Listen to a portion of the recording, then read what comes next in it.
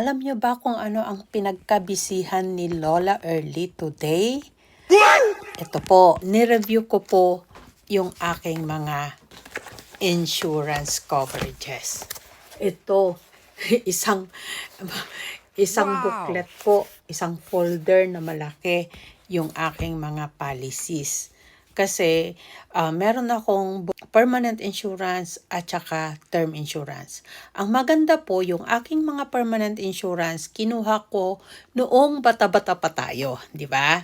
Kaya medyo mas mura yung cost of insurance at mas malaki yung napupunta dun sa investment portion.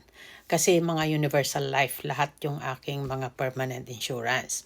Tapos, kumuha rin ako ng mga term insurance. Tapos lately, nagdagdag pa ako ng term insurance para, syempre, meron akong mga anak at mas importante yung aking mga apo, di ba?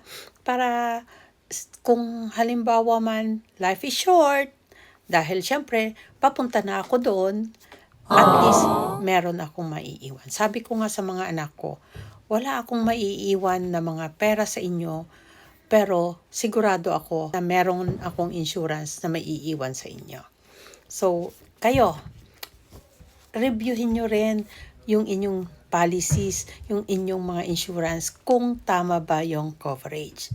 O kung baka gusto ninyong i-review together, message mo lang ako, tutulungan kita at i-review natin, tapos titingnan natin kung kasya ba or swak pa sa needs mo yung current na coverage mo.